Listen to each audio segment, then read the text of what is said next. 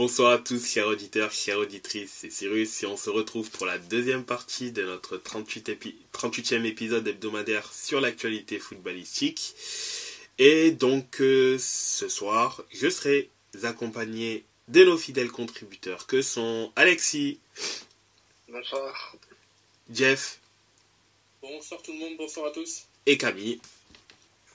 Buonasera ragazzi.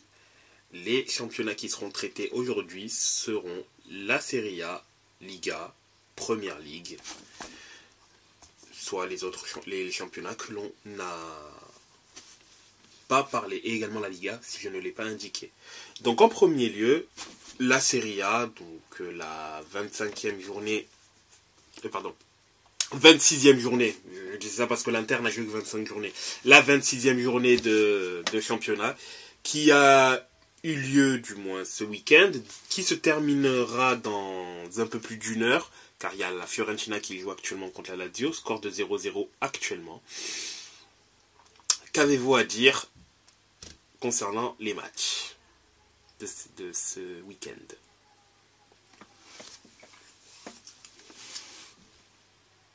Jeff, veux-tu commencer? Non, je te laisse l'honneur, vas-y. Ah, parce que moi, là, cette fois-ci, j'ai des choses à dire. C'est-à-dire, je t'en prie. J'ai des choses à dire sur cette Juve. Et j'ai des choses à dire sur ce match face à Frosinone. Je suis fatigué. Je suis très content de la victoire de la Juventus. Mais je suis fatigué. Comme dirait ce cher Thomas Tuchel, je suis fatigué. Parce que, ok, on ouvre la marque très vite. Évidemment, par Monsieur Doucan. 3e minute, il est là, il plante. Première action, boum, c'est bon, c'est dedans. Mais après, le Frosinone, qui réduit la marque par Pedira. Non, il n'a rien à voir avec l'Allemand. Il prend l'avantage après par Breccianini à la 25e. En plus, la frappe de Breccianini, sous la barre, bim. Merci, va la chercher celle-là, Chesney. Merci Milan de l'avoir laissé. Hein. Oh non, mais c'est une catastrophe. C'est un ancien de chez vous, Breccianini? Bien sûr. Ah ben, je comprends pourquoi il nous casse les pieds, du coup. Et franchement, sur la première demi-heure, mais à part le but de Dujan, mais mon Dieu, qu'elle était nulle, cette Juve. En plus, on perd Rabiot sur blessure, sur un ballon aérien. Il y a Bremer et Rabiot qui sautent tous les deux. Il y a Bremer qui, en retombant, tombe sur le pied d'Adrien. Donc, on perd Rabiot déjà avant la demi-heure de jeu. Bon, au final, le petit Alcaraz, il a bien fait le travail. Mais bon, quand tu perds un garçon avec le volume de jeu d'Adrien Rabiot à même pas la 25e, tu dis, bon, on est en train de perdre, on perd Rabiot, bon, génial le match, vraiment de la grande Juve, de nouveau, comme d'hab. Heureusement, 5 minutes après le but du Frosinone, on a Vlahovic qui est magnifiquement servi encore une fois sur un service de McKennie, vraiment, sur la première période, tu avais deux joueurs, hein. Frosinone, il jouait à 11 contre 2. Tu avais McKennie et Dujan. Les autres, ils étaient partis au café. Et je me dis, sur toute la deuxième mi-temps, je les voyais, des frappes qui frôlaient les poteaux, des frappes qui frôlaient la transversale. Je voyais nos joueurs se prendre des cartons jaunes, des conneries à la con. Je vois Dujan qui à un moment est tout seul, qui arrive à faire un enroulé du gauche. Ça passe à 3 cm du poteau du gardien. Je vois des têtes de Bremer qui passent au-dessus. Je me dis, punaise, on va faire match nul contre Frosinone. Alors qu'il y a 1 mois et demi, on est allé 4-0 en Coppa Italia. Et quand tu vois, il y a vraiment des garçons, ça marche plus. Kostic, je peux plus le défendre. Il est sec comme un bretzel.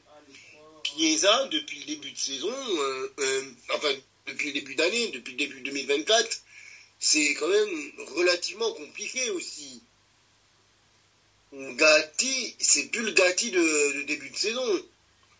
Alors bon, c'est pas Alexandro non plus, hein, Gatti, mais franchement, là, si on n'a pas McKennie et Dujan hier, on perd. Et alors que je pensais qu'on se dirigeait sur un match nul, à la 95e minute, sur un coup franc corner, vraiment, c'est la dernière chance, mais plus personne, en fait, ne regarde ni croit ou concaisse. T'as Dujan qui rabat le ballon au deuxième poteau, et Daniele Rugani qui était monté, qui arrive à la pousser avec le pied dedans. Mais je suis tombé de ma chaise, au sens propre du terme. Au sens propre du terme, je ne savais plus parler. J'étais là, mais Rugani, je t'aime. Rugani, tu es extraordinaire.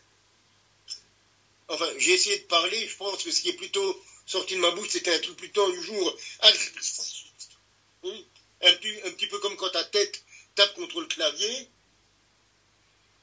Mais franchement, c'était vraiment très compliqué. Comment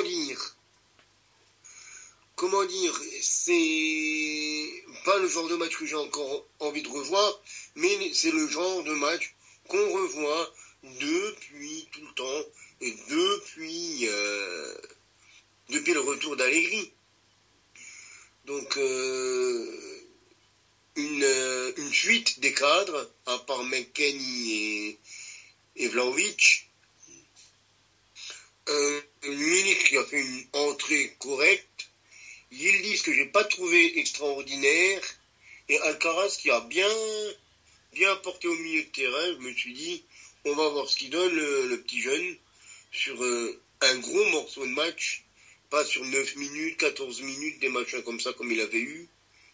Et c'était très bien, mais qu'est-ce que c'est fatigant d'être fan de la Juventus en ce moment. Franchement, je vous le dis, c'est très fatigant. Physiquement et mentalement. Après, bon ben, avec tout ça, on garde notre seconde place. Mais faut pas continuer à faire des trucs comme ça, parce que sinon, moi je vais faire un infarctus avant la fin de la saison. Et on notera que les anciens Juventini prêtés par la Juventus ont été relativement maîtrisés, que ça soit Barrenechea ou que ça soit Matissoule.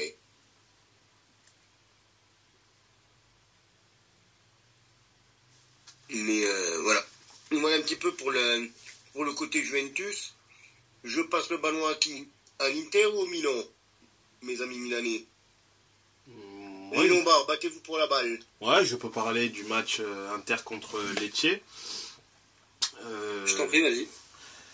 Enfin, pardon, Lecce contre... il me semble pas que l'Inter ait joué à domicile, c'est plutôt Lecce contre... Oui, c'est ça, c'était bien Lecce contre l'Inter. Bah... concernant ce match-là, en soi, je n'ai jamais véritablement tremblé. Bon, le score final l'atteste, 4-0, une victoire nette et sans bavure, pas de souci là-dessus. Néanmoins, ce qui est déjà intéressant, c'est que l'Inter a quand même bien fait tourner, une charnière où les deux centraux, que ce soit l'axe gauche qui est normalement Bastoni, l'axe droit qui est normalement Pavard, les deux ont été sorti du 11 pour les faire souffler. Devra être titulaire parce que Acerbi n'étant pas là, forcément, il est titulaire. Et en plus, il enchaîne les bonnes prestations, donc raison de plus. Odero qui remplace Sommer, car Sommer, il a eu un petit souci léger, donc il a été remplacé. Également pour Çalhanoğlu qui a une petite contracture au niveau de ses ischios et donc sera indisponible pendant une dizaine de jours. Donc il ratera le match contre l'Atalanta normalement aussi. Et Aslani donc a pris sa place de titulaire. Di Marco, qui n'avait pas eu beaucoup de temps de jeu sur le match dernier, il reprend sa place de titulaire, puisque de toute manière, Carlos Augusto est derrière lui, est titulaire. Dumfries, également, qui récupère encore du temps de jeu. Sanchez, titulaire à la place de Thuram. Et Lautaro, également présent. Donc, en soi, l'Inter a globalement bien maîtrisé son match. Lecce n'était pas spécialement dangereux. Elle a réussi à cadrer avec 2 frappes en seconde mi-temps. En première mi-temps, elle n'a pas cadré. L'Inter a vraiment fait le job. En première mi-temps, elle a eu sur un beau mouvement. Donc, Lautaro Martinez a marqué son 21e but en championnat. Et ensuite, c'est vraiment en seconde mi-temps ou autour des 10 premières minutes, c'est là où vraiment l'Inter a accéléré le jeu. Et à partir du moment où le deuxième but est venu, malheureusement, on a compris que là, ce match-là, Lecce va pas faire long feu et ils ont empêché toute possibilité de pouvoir du moins revenir au score. D'autant plus qu'avant le deuxième but, il y avait une phase de jeu très intéressante de Lecce qui s'était conclue par une tête plongeante qui malheureusement a été mal reprise de la tête. Je dirais qu'il l'a prise un peu, au lieu de la prendre du front, il l'a pris un peu du haut du crâne, ce qui a fait que la balle est montée au lieu de descendre. Si elle était descendue, je pense qu'Odero aurait pris un but, mais étant donné qu'il l'a pris du haut du crâne, le joueur de Lecce s'est passé au-dessus. Peut-être que c'était l'action où Lecce aurait pu revenir au score. Malheureusement, ça n'a pas été le cas. L'Inter derrière a déroulé, quoi. Par Fratesi. D'ailleurs, pour moi, le but de Fratesi, c'est plus une succession d'erreurs de la part des joueurs de Lecce plutôt qu'un... Après, lui se place bien, attention. Mais quand tu vois que sur une action où Bisek fait un rush jusqu'au 20-25 mètres.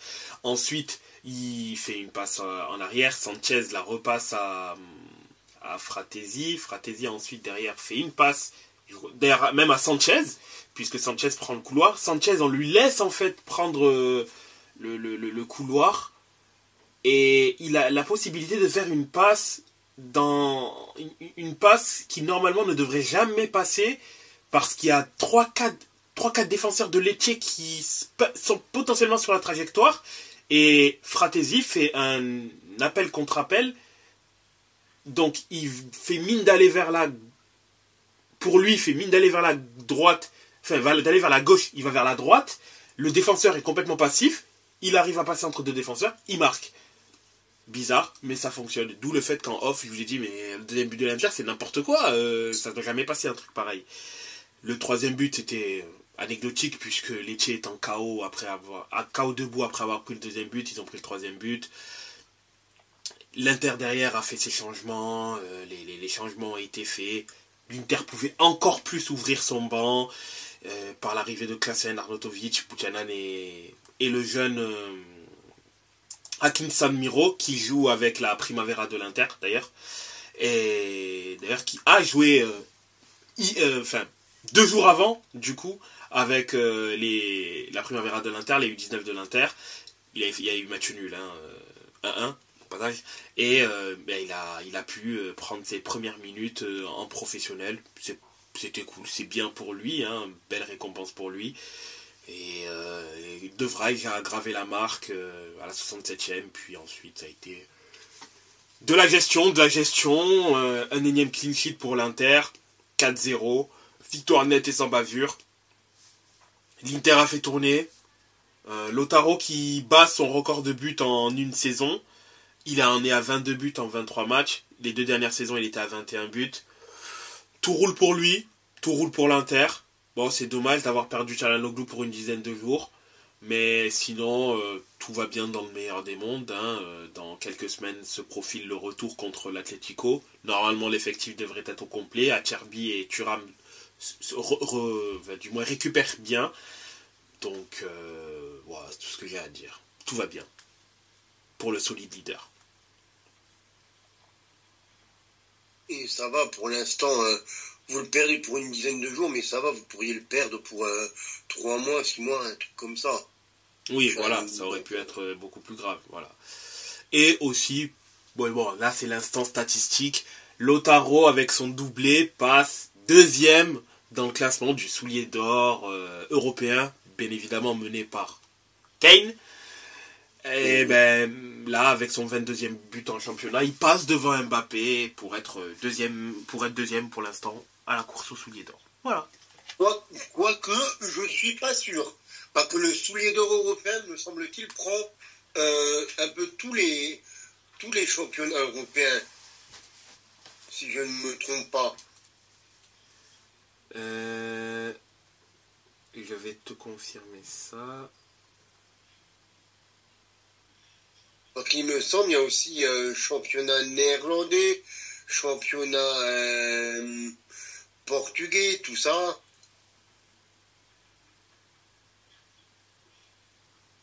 Et il me semble qu'il y en a qui sont encore au-dessus. Oui. Après, attention, je crois qu'il y a aussi un système d'attribution de points par rapport aussi le coefficient le coefficient UEFA. Je crois qu'il y a un truc par rapport voilà. Donc il y a un calcul des points. Le championnat des 5 premiers pays du classement UEFA a un facteur de multiplication par 2. Ceux classés entre la 6e et la 22e place 1,5 et les autres championnats 1. Du coup, c'est peut-être pour ça que Lautaro serait considéré comme étant numéro 2. Alors, comme je me suis dit, il y a encore le petit, entre guillemets, Gyökeres du Sporting, qui aussi, lui, a une trentaine de buts, je crois, toutes compétitions confondues. Et Luc de Jong aussi. Hein? Et Luc de Jong aussi. Et Luc de Jong, voilà. Donc c'est pour ça que je me suis dit, il y a ces garçons-là à ne pas oublier, quoi. Et je pense qu'ils sont à plus de 20 buts aussi, hein, les garçons-là. Autant l'un que l'autre, autant De Jong que Gyökeres. Ouais. J'avais Gyökeres en tête, mais j'avais plus De Jong, et comme j'avais plus le nom, je voulais pas raconter des bêtises.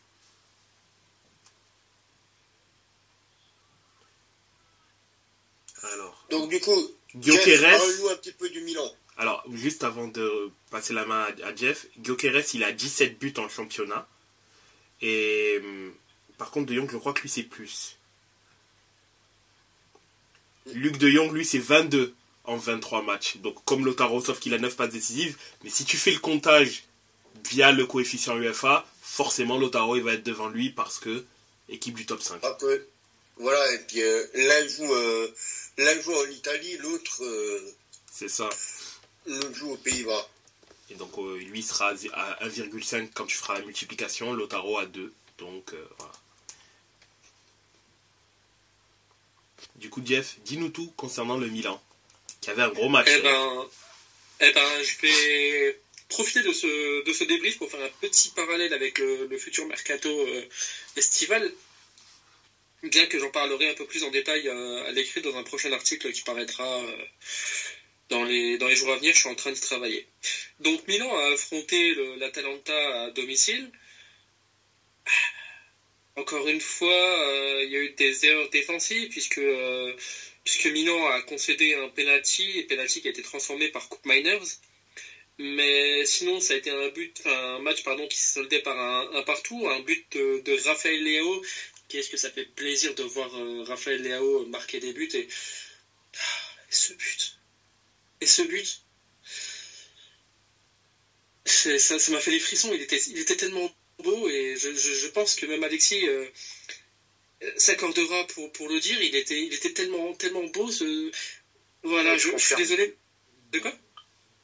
Je confirme qu'il était vraiment beau le but. Donc du début à la fin, comment il élimine la défense de l'Atalanta, franchement bravo.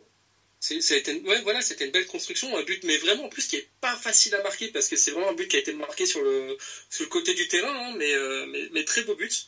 Mais sinon ça a été une passe décisive donc de Théo Hernandez, et là est le parallèle puisque le prochain mercato pourrait plus ou moins ressembler au précédent mercato estival, puisque selon, ça reste des bruits de couloir, mais un cadre de l'équipe pourrait partir. A priori, ça pourrait ne pas être Maignan, puisque Milan essaie de le prolonger, mais ses demandes salariales sont quand même à 8 millions. Quand on connaît la politique du board milanais, que ce soit l'actuel ou même l'ancien avec Elliott, 8 millions, ça fait un petit peu beaucoup pour eux. Et Théo Hernandez, pour l'instant, il va y avoir une rencontre prochainement avec l'agent du joueur. Actuellement, Théo touche 4 millions d'euros pendant encore 1 ou 2 ans, je ne sais plus. Je crois que le contrat, c'est jusqu'en 2026. De toute façon, je le redirai dans l'article à l'écrit. Mais donc, cette aile gauche, le problème, c'est que si on les touche, elle sera totalement déséquilibrée parce qu'on a vraiment l'un des meilleurs défenseurs gauche du monde, donc qui serait pisté par le Real en cas de départ de Davis. Mais Milan pourrait estimer son prix à 100 millions d'euros, ce qui serait un prix dissuasif pour la concurrence. Donc est-ce que le Bayern pourrait faire sauter 100 millions d'euros pour acquérir Théo, je ne sais pas. Est-ce que Milan pourrait accepter de voir Théo partir? Je ne sais pas non plus. Sachant qu'en plus, non seulement il y a l'avis du coach, mais on ne sait pas non plus quel coach sera l'année prochaine. Quant à Leao, quand il est en forme, déjà lui tout seul, quand il est en forme, il est capable de changer un match. La preuve avec le match contre l'Atalanta. Mais en plus, cette aile gauche est vraiment complémentaire, je trouve, puisqu'on a Théo qui remonte vraiment bien le long de l'axe gauche. Et t'as Leao qui a, même si parfois il en fait trop avec ses dribbles, il m'insupporte parce que parfois il est nonchalant, parfois il est lent, parfois il en fait trop de dribbles, il en fait un peu trop. Il se prend pour CR7 alors que, avec tout le respect que j'ai pour Leao, il ne l'est pas. Donc il y a des fois où il complique trop le jeu et il devrait y aller beaucoup plus simplement, en fait, tout simplement.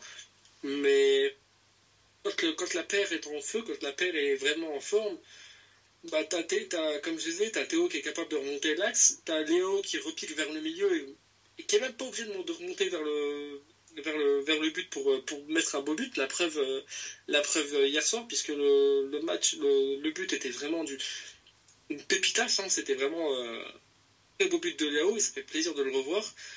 Donc quel joueur devrait partir l'année prochaine en tant que cadre? Je ne sais pas. Honnêtement, je ne pourrais pas me prononcer, mais en tout cas, voilà. Milan a quand même marqué ce très beau but. Un but litigieux au niveau du penalty, puisque Milan a encaissé un but sur penalty à la 42e, pardon. C'était vraiment tendancieux. Je ne sais pas ce que tu en penses, Alexis. J'ai plus souvenir de l'occasion. Je crois que c'est Jérôme en plus qui fait faute. Mais oui, c'est ça. Mais en fait, t'as le joueur t'as un contact au niveau de la tête, si je dis pas de bêtises, et t'as le joueur de l'Atalanta qui lui se touche des côtes. Donc il y a un moment, va falloir m'expliquer pourquoi elle se touche les côtes si le contact a eu lieu au niveau de la tête. Il va falloir qu'on m'explique quelque chose. Mais donc un penalty qui était très litigieux. De toute façon, c'était Daniel Orsato qui avait le sifflet hier soir. On connaît surtout les Milanais. Je ne sais pas ce que vous en pensez, vous interistes et Juventini de Orsato, mais en tout cas quand c'est pour un match de Milan, on grince des dents parce qu'on sait que l'arbitrage ne sera pas forcément objectif.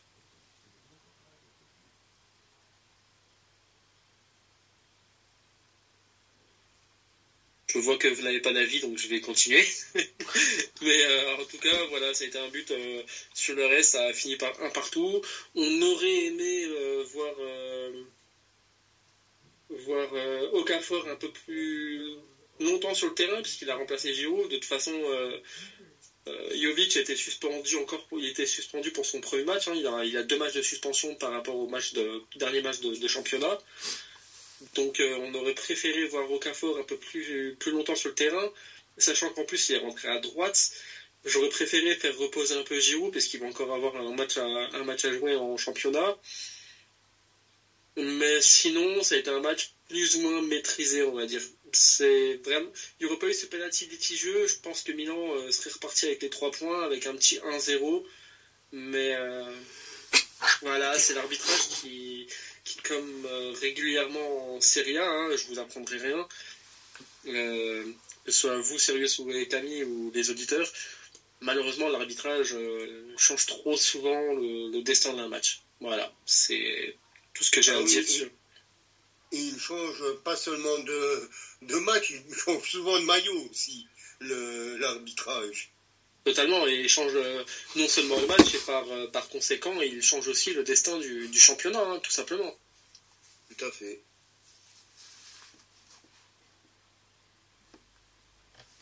Autrement, je sais pas, est-ce que tu as fini par rapport au Milan ou Non, moi c'est bon. est-ce que je te coupais dans ton élan? Non, c'est bon, j'ai conclu. C'est bien, Jeff, je te félicite. Je l'attendais. Autrement, on peut parler encore des autres matchs de cette dernière journée de Serie A, avec notamment le match qui a eu lieu en fin d'après-midi entre la Roma et le Toro, avec le triplé d'un certain petit Argentin gaucher, Paulo Dybala, qui a sauvé à lui tout seul, qui a fait avec la Roma ce que Dusan Vlahovic a fait avec la Juventus, c'est-à-dire sauver son équipe, avec une victoire 3-2 de la Roma. Dybala qui a ouvert le score par pénalty juste avant la mi-temps à la 42e, et Zapata qui avait égalisé à la 44e, avant que Dybala sur le deuxième but nous offre un caviar, une frappe pied gauche sous la barre, mais vraiment magnifique de Paulinho. Et le troisième but encore pour aller donner plus d'ampleur au succès romain, avant qu'un jeune joueur prêté par la Juventus marque malencontreusement contre son camp, Dean Huysen, qui était rentré pour la Roma, qui marquera le deuxième but pour le Toro, mais malheureusement ça sera trop tard pour les Granata qui ne pourront plus revenir. Mais un beau match, un très beau match de la part des hommes de Daniele De Rossi, qui en quelques semaines a déjà remobilisé, j'ai l'impression, cette équipe. Alors je ne sais pas encore si sur le plan tactique ça va être un grand entraîneur à la Guardiola, à la Sacchi, tout ça, mais en attendant, au niveau meneur d'hommes, il est déjà ce qu'il faut être du côté de la Roma actuellement. D'ailleurs, petite info concernant l'AS Roma, qui est une bonne nouvelle du coup pour eux, tant il leur a manqué ces derniers mois, puisqu'il a été indisponible depuis quasiment le début de saison. Chris Smalling a fait son premier match quasiment plein, puisqu'il était revenu en début du mois de février contre Frosinone, mais il avait joué que 9 minutes, hein, mais là il a joué quasiment 80 minutes, où il a été globalement intéressant, et je pense que ça va leur faire du bien défensivement de le retrouver. Après, est-ce qu'il va retrouver toutes ses sensations directement? Peut-être pas, mais je pense aussi que ce sera un coup de pouce bienvenu, le fait qu'il soit de nouveau sur le terrain. Évidemment. On a le Bologna aussi qui s'est imposé 2-0. On a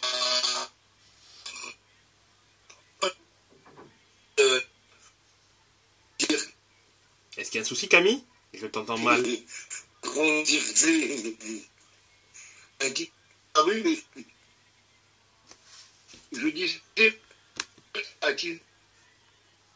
Allô? Oui. Je t'entends. Ah, moi je ne t'entendais pas bien. Apparemment. Ah c'est bon, là je t'entends très bien. Voilà, donc je parlais, vu qu'on parlait de Bologne, je parlais du grand Zirkzee, la grande révélation néerlandaise qui n'a pas marqué. avec les buts de Fabian et de Freuler Ouais.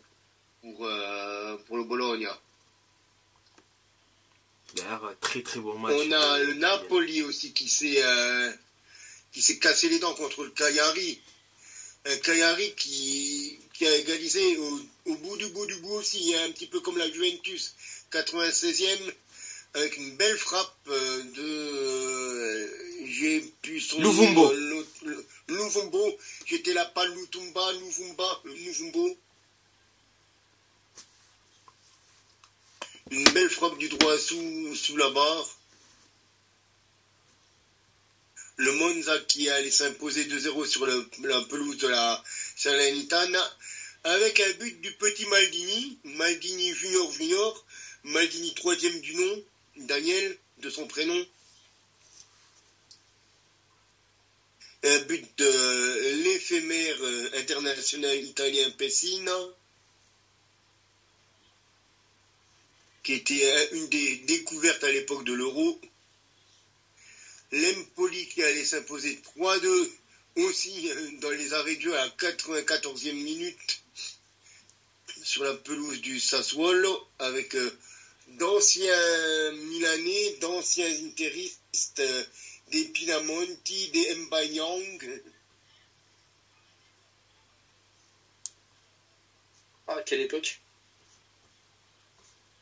On a le Genoa qui s'est imposé à la maison 2-0 face à l'Udinese. Et on a actuellement la Fiorentina qui reçoit la Lazio. Et c'est la Lazio qui est en train de s'imposer pour l'instant à la mi-temps au Stadio Artemo Franchi.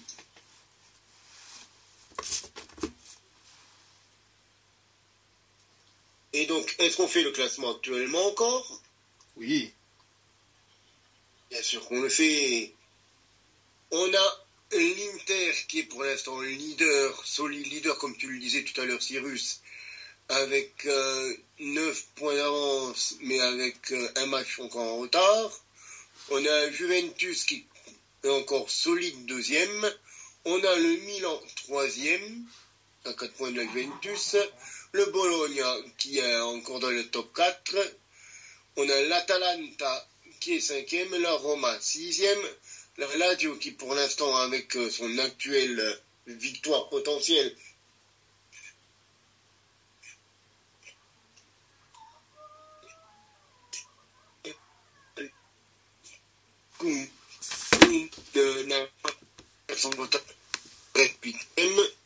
le Napoli qui est 9e,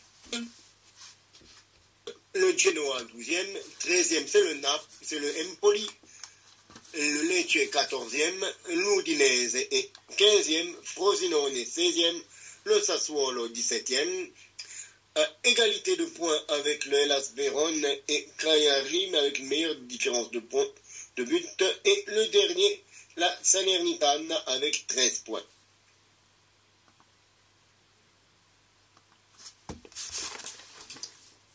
Messieurs, vous voulez partir où maintenant? En Angleterre ou en Espagne? Je dirais l'Espagne. Allons-y pour l'Espagne. Une Espagne où actuellement Girone joue contre le Rayo Vallecano et où il y a 0-0 à la 42e. Ou en Espagne, où déjà le Barça. 3e du classement. C'est ça. Et tout d'abord, le Barça qui, du coup, se reprend bien après son match nul contre Naples où elle aurait pu avoir un meilleur résultat. Là, elle s'est quand même bien rassurée contre Getafe. Il y a quelques joueurs qui n'ont pas, comme Rafinha, Joao Félix, qui ont grappillé du temps de jeu. Koubarsi qui a été donc titularisé également en défense centrale. Mais ça a été un match assez sérieux du Barça. Ils ont fait le taf, le nécessaire a été fait et Getafe n'était pas au... Ah oui, ça a été solide. Ça a été solide. Getafe n'a pas pu inquiéter ce Barça-là et ça donne une victoire nette et sans bavure, hein, un 4-0 des familles. c'est bien pour la confiance, pour Et le FC Barcelone, surtout que, mine de rien, derrière, ça leur permet de repasser deuxième au classement, en attendant bien évidemment les résultats de match de Gérone. Le match de Gérone. C'est ça. Mais elle commence aussi à creuser un écart avec l'Atlético Madrid, qui a encore fait un mauvais résultat. Je dis mauvais, pourquoi ? Parce que elle a fait 2-2 contre Almeria. Et elle a fait 2-2 contre Almeria, donc pour le coup ça a été super intéressant parce que l'Atlético mène au score, ils se font rattraper. Ils repassent devant, ils se font rattraper derrière. Mais ça leur est pas du tout profitable parce que malheureusement, même s'ils restent dans la zone Ligue des Champions, l'Athletic Bilbao, pour le coup, n'est plus très loin, elle n'est qu'à 3 points. Mais heureusement que le Betis, lui, par contre, est quand même à distance. Il est à 42 points, donc il est à 10 points de l'Atlético Madrid, donc ça va encore. Mais attention, parce que la 5e place n'est pour l'instant pas encore qualificative pour la prochaine C1. Donc, attention à ne pas perdre cette 4e place-là, Madrid. Attention. Clairement. Faut qu'ils fassent attention à leurs arrières, à l'Atlético. Mais c'était un très beau match. Franchement, c'était un très beau match des deux côtés. Et j'ai eu un petit peu l'impression de revoir l'Almeria qui avait joué contre le Real. Il avait vraiment... franchement, sur les gros matchs, ils ne méritent pas la situation dans laquelle ils sont. Oui, c'est ça, c'est pas à travers ces matchs-là, tu te dis, mince, ils sont derniers du classement, et puis ils se battent vraiment pour essayer de faire le maximum, de ne pas être ridicule du moins. Et ça, c'est appréciable, et c'est une très très très bonne chose. Il y a également en match d'ouverture le match de la Sociedad contre Villarreal.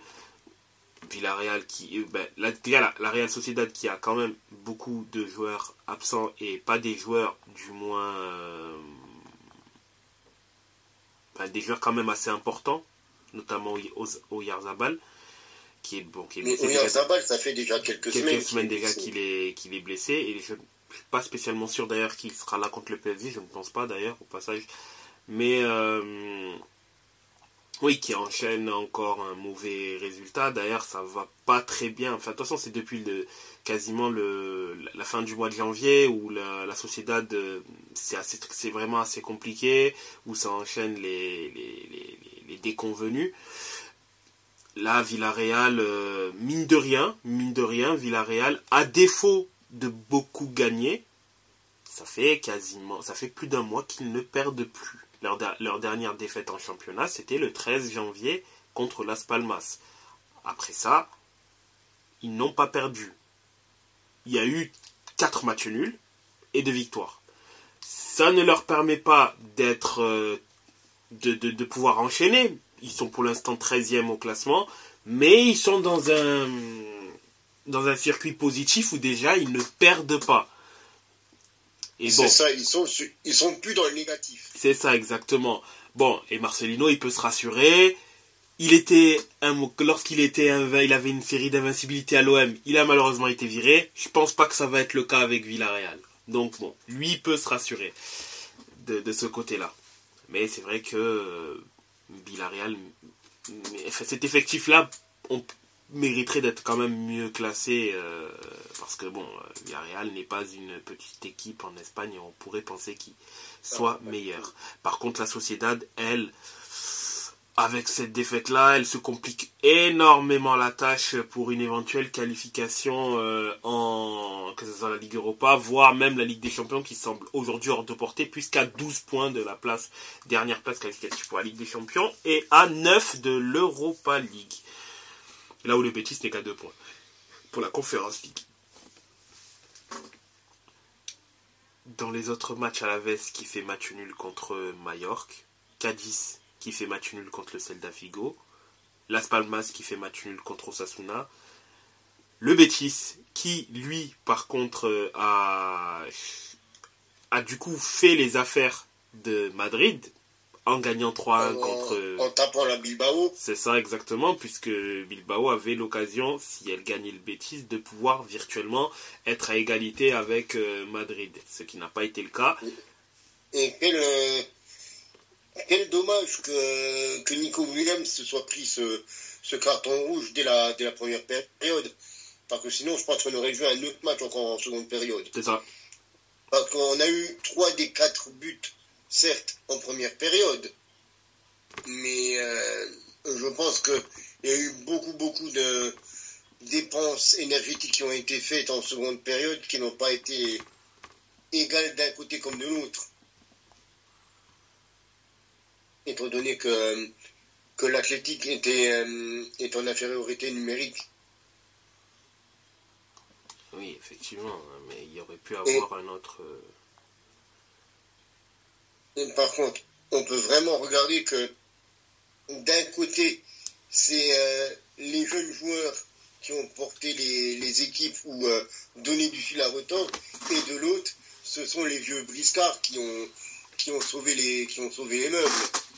Parce que d'un côté, c'est Frenkie, Joao Félix, Rafinha, Fermín Lopez, et de l'autre, c'est Papi Modric, l'éternel survivor qui donne la victoire. Donc, c'est vraiment, encore une fois, une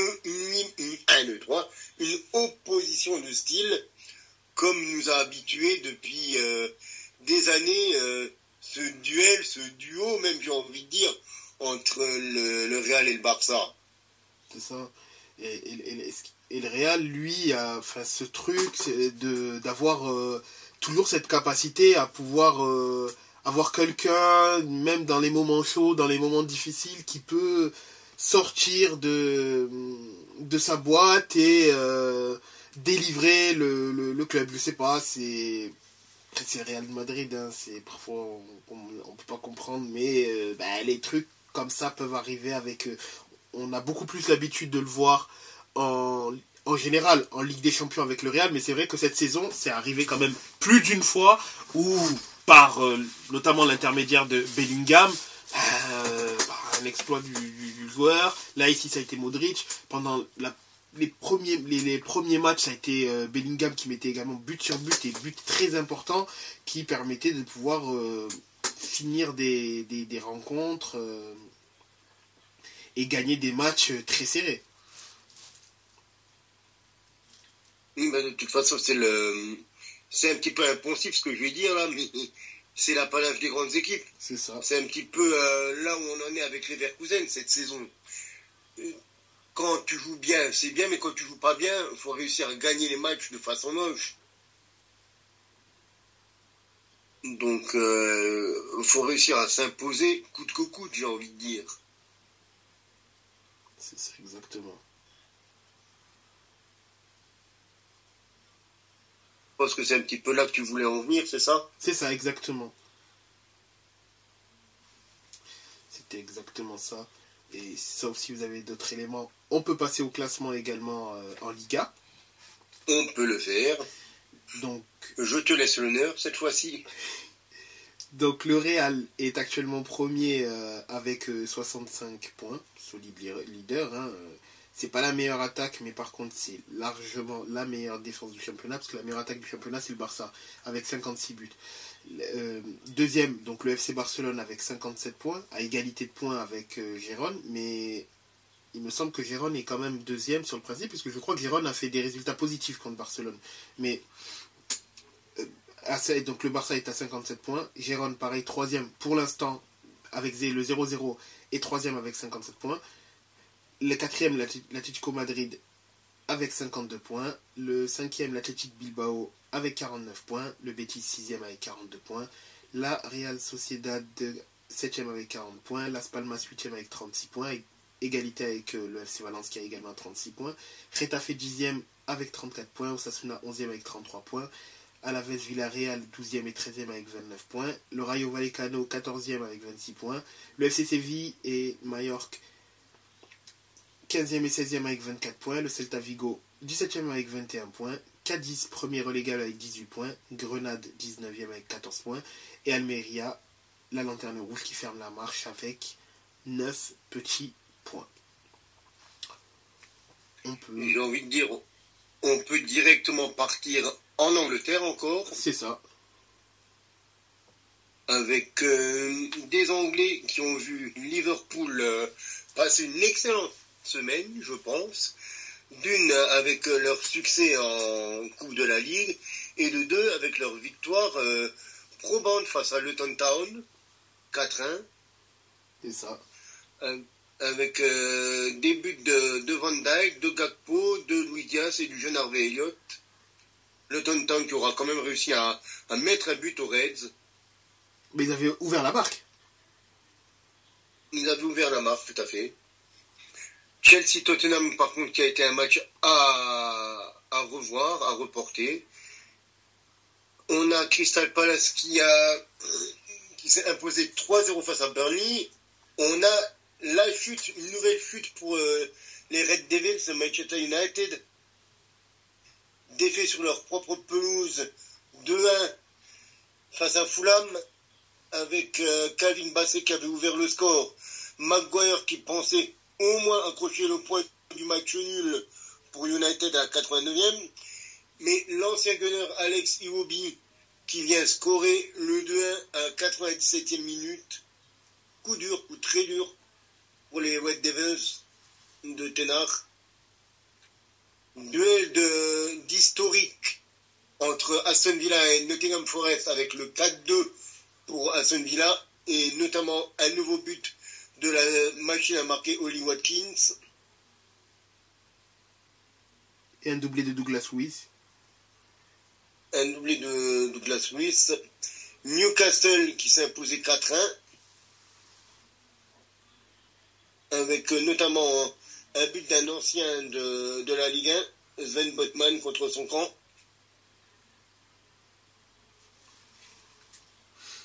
On a actuellement West Ham qui est en train de jouer face à Brentford qui mène 2 à la mi-temps. Les Wolves qui se sont imposés 1-0 face à Sheffield United. Manchester City qui a lutté sur la pelouse de Bournemouth avant, mais qui s'est imposé 1-0 sur un but de Phil Foden. Brighton et Everton se sont quittés sur un partout, avec une égalisation de Brighton à la 95e minute par Lewis Dunk.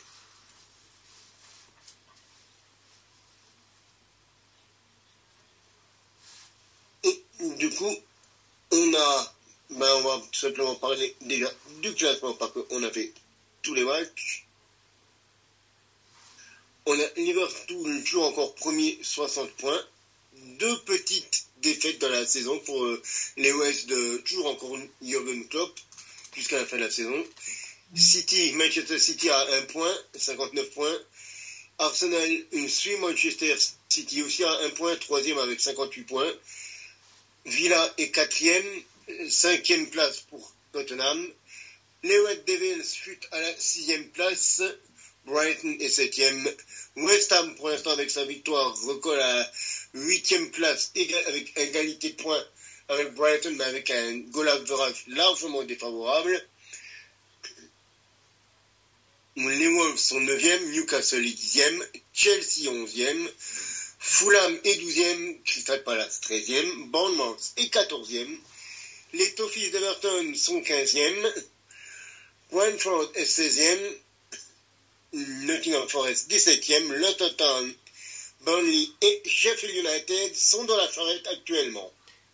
D'ailleurs, petite info, Everton est repassé 15e parce qu'il y a eu ils ont fait appel de leur décision concernant les 10 points qu'ils avaient pris par rapport aux sanctions du championnat, des sanctions qu'ils avaient eues. Ils avaient eu à la base 10 points, ce qui faisait qu'ils étaient donc relégables.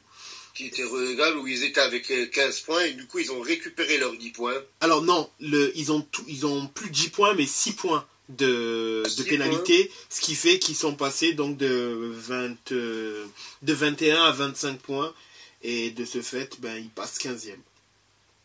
Les calculs sont pas bons, Kevin, Cyrus. s'ils ont récupéré 6 points, ils étaient à 19. Hein. Non, ils ont récupéré 4 points, puisqu'ils ont que 6 points de... 6 points de pénalité, c'est ça, exactement.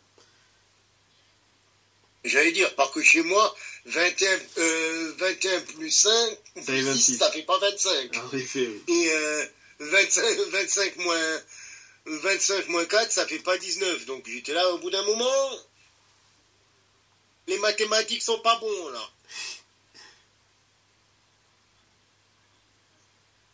En effet. Je pense que... Est-ce que vous voulez encore rajouter quelque chose, messieurs? Pour l'instant, du moins, non. À part que dans les prochains jours, il y aura la Coupe de France et les matchs en retard de la Serie A. Bon, après, on en parlera durant ce week-end, hein, mais à l'instant T, du moins, pas d'autres éléments. Eh bien, messieurs, j'ai envie de vous dire que ce fut court mais intense aujourd'hui. En effet. Qu'en pensez-vous? En effet. Je suis d'accord. Mon collègue de Bundesliga se joint-il à cet avis? Oui, totalement. Totalement. Eh bien, messieurs, j'ai envie de vous dire, pour cette seconde partie de notre podcast hebdomadaire, ce fut encore un plaisir de vous avoir. Le plaisir est partagé. Messieurs les auditeurs, mesdames les auditrices, n'oubliez pas de prendre soin de vous et également de consommer du football sous toutes ses formes. Et je vous souhaite une agréable journée ou soirée au moment où vous nous écouterez. Les gars, je vous souhaite une bonne soirée. On se retrouve la semaine prochaine. La semaine prochaine, on se retrouve. Exactement. Effectivement. À la semaine prochaine. À la semaine prochaine. Bonne soirée. Ciao.